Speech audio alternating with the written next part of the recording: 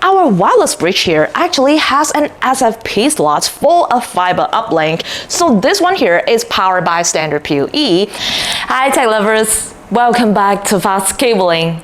Today we're solving a real-world networking nightmare.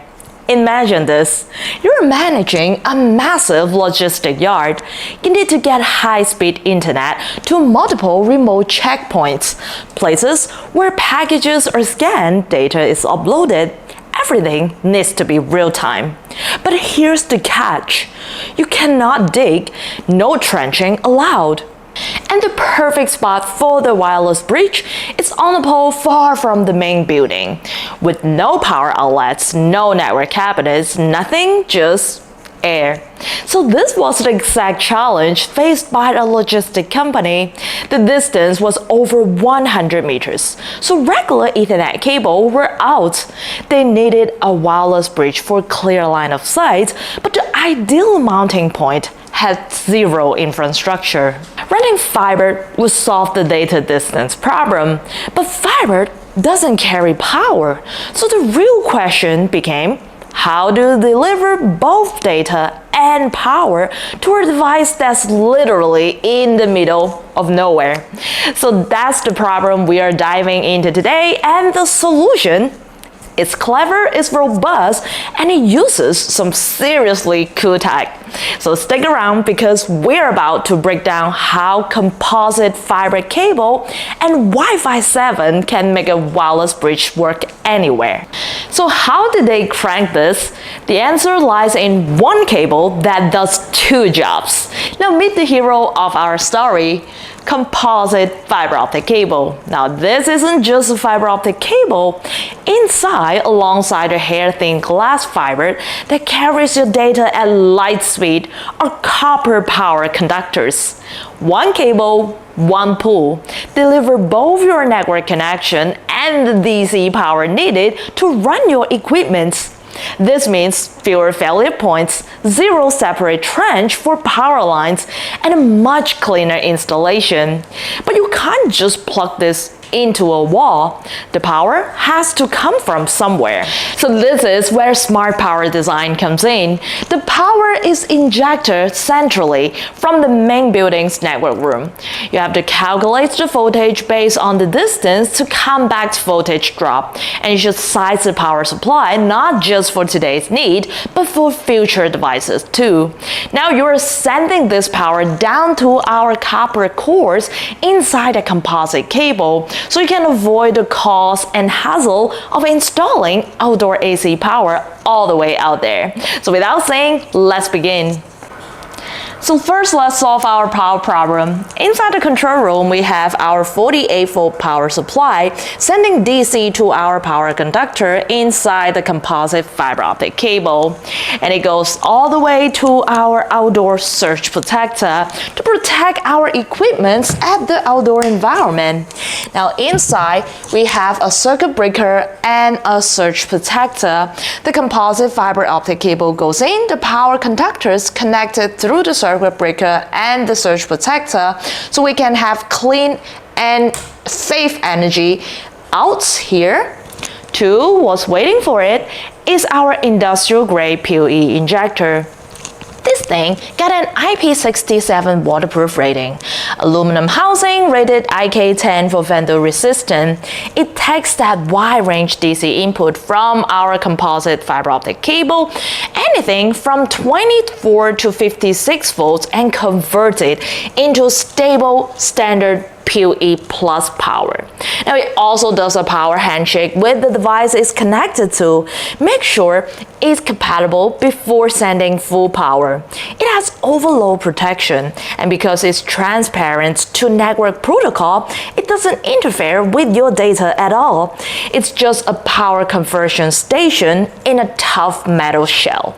Now what's plugged into this injector is the bridge itself. So let's take out the neck and the gland for faster installation and plug in our short patch cord to the PoE port. so we can get the PoE, the juice, to our wireless bridge. Now this isn't your average bridge. This is our Wi-Fi 7 point-to-multipoint high-performance wireless link. It supports the latest Wi-Fi 7 standard, giving you total throughput over 2.3 gigabit per second. It's designed for point-to-multipoint, so one base station can connect up to 10 client bridges, and with 180-degree antenna bandwidth, perfect for covering a large yard. It can maintain a stable link for distances up to 10 kilometers. So it's going to send data all the way to its client bridge here on the pole. And this client bridge is also powered by our PoE injector. So plug in a short patch cord, plug it into the PoE port so it receives the power. And for the data port, we are going to connect to a bullet camera here. So we can send a video feed back to the network room, but now we can't. Why? Because we are not solved with the data problem. Now back to the data. This is crucial for our setup. Our wireless bridge here actually has an SFP slot full of fiber uplink. So this one here is powered by standard PoE. So it gets its data connection from our fiber and the electricity from our injector. So let's plug in this fiber patch cord. Now, in order to connect with the fiber optic cable, you need an SFP transceiver. Make sure you pick the right one and use them in pair. Let's connect it to our fiber optic cable and slide it into the SFP ports. So it's done. This fiber patch cord connects through our surge protector, and we need to connect it into our fiber coupler so it joins with our composite fiber optic cable. Now only one cable coming out, going back. Now the fiber string in our composite cable needs to connect to our network core, so we'll need a switch or media converter with SFP slots in the main building. So we plop in the SFP transceivers, we connect with the fiber. Let's use string A is connected to our surge protector and slide it into the SFP slots, and boom, you've got clean high bandwidth data backbone. And use the short patch cord here, connects to one of the PoE port and connected with our network video recorder to display video footage. That's right, this switch has 8 PoE slots and 2 1G SFP slots, providing plenty of capacity for this and other network demand. So now let's recap our physical setup. We have one composite fiber optic cable run from the main building to our remote sites. In the building is connected to a fiber switch and a centralized DC power supply. The cable is terminated and the copper wires feeds out here, connected through our surge protector into our outdoor PoE injector. The injector outputs power to our wireless bridge, and the fiber connects to the bridge as well.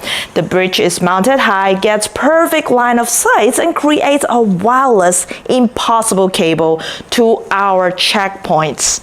So now we got both power and data. Let's check out our video feed on the big screen monitor. All right. I'm going to wave my hand so you can see this is a live video feed. So making this system work is one thing, making it work reliably for years in the element is another. Here are some pro tips that makes this system bulletproof. First, grounding. The composite cable has copper in it, so you must ground it properly to protect against lightning surge. You can pair that with a good surge protector on the DC inputs for extra safety. Second, power stability. A stable DC input means stable PoE negotiation, which means a stable wireless link. So don't ignore voltage drop over long distances. You can use a higher voltage at the source so you have enough at the destination. And third, don't max out your power supply. If your bridges and injectors needs 50 watts total, you can use a power supply rated for at least 80 watts. That 60 to 70% usage headroom is crucial for long-term stability, especially in temperature extremes. And finally, place that outdoor injector as close as possible to your wireless bridge. A short Ethernet cable between them means less power loss and better surge protection behavior. So keep that injector sheltered if you can, even though it's waterproof. So the results? The logistic yard got their high-speed connectivity to every remote checkpoint without a single trench. It's a brilliant example of using the right tech to solve a multi-layered problem. Now, what do you think? Have you ever faced a similar impossible install like this? Let us know in the comment section below. If you enjoyed this deep dive into a practical networking solution, please don't forget to hit that like button and subscribe for more real-world tech. Thank you very much for joining us, and I'll see you in our next video.